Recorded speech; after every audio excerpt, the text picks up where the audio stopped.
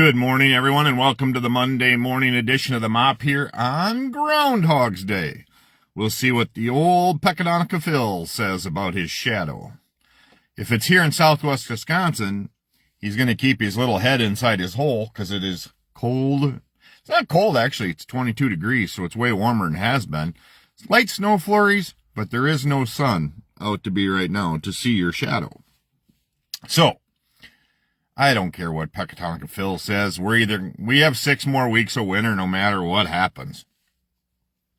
Sometimes it's warm, sometimes it's cold. If you look at whatever, it's living in Wisconsin, just how it works.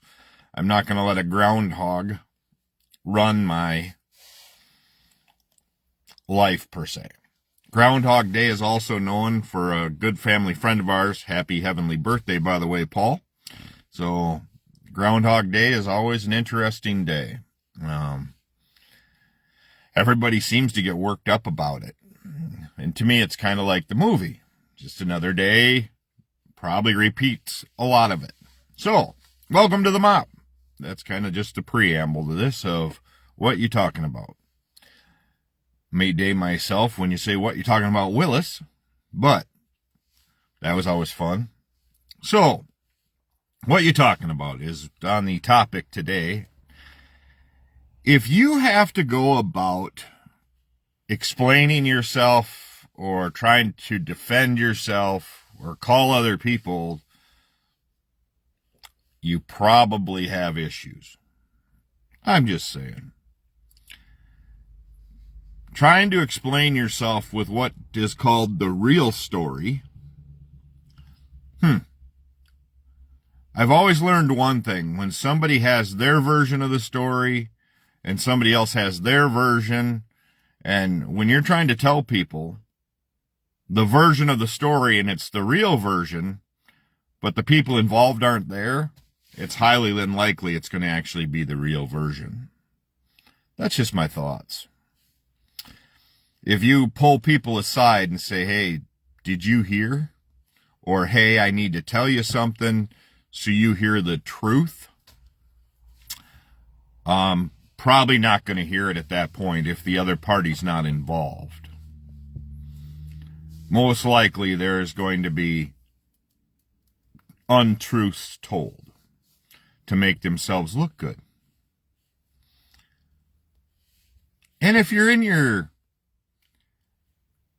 20, I'm going to say, I'd let the younger crowd at 20, 25 pass. Once you get to 30, 35, 40, 50, 60, if you're trying to blame other people for how you are now, it's time to pull up your big boy pants or your big girl panties, whatever you want to call them, and take credit for you being a jackass, whatever you want to call it. I know people personally that want to continue to blame their parents, whatever, for how shitty their life has turned out. Again, if you are in your 50s and 60s, it's time to join adulthood. It's time to take your lumps, move on, grow up, and call it a day. I see ICE had to release the 5-year-old and his dad today or yesterday. The thing that is wild with all of this is we are not promised tomorrow. And we yet take some of these things like, oh, they're doing the right thing and they're doing this and they're doing that. I hope you understand. I really strongly believe I've never seen such a racist regime in power in my life. This is totally based on skin color, power, etc. They can do what they want, or they can feel like they can do what they want without any repercussions. And that's sad. So, that's all I'm going to touch on that. So they did release the 5-year-old. I'm glad to see that finally. Don't know the details. Don't really care about it right now. 5-year-old shouldn't have to be detained. Was not anything to do with that. Again, it's a racist regime portion.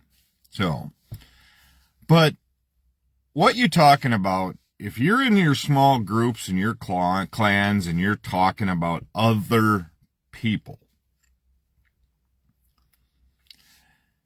don't get offended when somebody talks about you. Or maybe they're talking about something totally different, but inside you feel like they're talking about you. That is what I call self-conscious. And why are you self-conscious? Because it strikes a nerve inside, and you go, oh, he's talking about me. No, not really.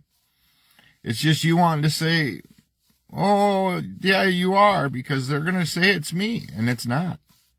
I could give two shits. It's just about general life. See, I do this video, and I had this discussion this weekend. I do this video every day, that Monday through Friday. If you don't like it, don't watch it. And then you don't have to comment about it, because I don't really care. If you want to comment about the topic or what I'm talking about and say, hey, Chris, maybe look at it this way, or can you think about it this way? Perfect. Glad to talk about it. Glad to think about it. But if you're just going to tell me that you don't like it because if I ever talk about this person or that person, or if you insinuate it's me, it's not going to bug me. It's a whole lot of guilt that you got going on. Again, drama, personal feelings. And it's not even personal feelings. It's the fact that it's your inside going, well, I know he's talking about me. No, I could give two shits. Just shit to get off my head. Shit to clear my mindset. Put me back to square one. So, I wish you all the best today. Again, we'll see what that little groundhog has to say. I've been watching the memes. It's pretty funny with the raccoon and the squirrel and that kind of stuff. It was pretty good humor. I had to laugh. So, if you're in the sales world today, good luck to you. Hope you sell lots. After the tournament this weekend, I think I might have screwed up something in my bowling shoulder from having to throw at, I don't know, 10 pins, I think, total. My body's not used to throwing that hard at that many, but I shot 560, 557 to be exact, with 4 opens, so I just couldn't carry anything. I had 1 double and 1 turkey all day. But the shoulder has definitely got something inside of it. It's not doing good. But we'll hopefully be ready for Thursday. But then again, I had this discussion over the weekend. I'm not in the gym. I'm not on a treadmill. I don't go practice. I don't do the things that you should do to be a great bowler. But I enjoy the activity. I used to do all those things. And I could bowl a lot more than 3 to 6 games in a day. But needless to say, I don't have the drive that I used to really want to be the phenomenal bowler or a great bowler. I'm an average bowler. Like I said, average 189 or something today. 185 or something. It was not good. But it's okay. On to Thursday. On to a good time with friends. And then I think we're going to state in May, somewhere along that line. Still looking at a tournament yet to develop that I will be hosting. And then as far as my mom's tournament, as of right now, there will be not a 3rd annual Strikeout Alzheimer's Baker Shootout. As of right now. I've just made that decision that it's a lot of work. And the last one took a lot of emotion out of me. It's a lot of mental fatigue for me to get it all together, to do it all. So there may be a different version of something, but as overall the big, huge event, it's wear and tear on my family, wear and tear on me. It's just a lot of months to put it together, and I think I'll be not having the third annual. My mom knows how much I love her, how much I miss her. We head to the state capitol tomorrow to talk to politicians and stuff about what can be done and what things could be done to hopefully help with that situation. I've never partaked in this, so that'll be interesting, and we'll go from there. I may do a live from that way.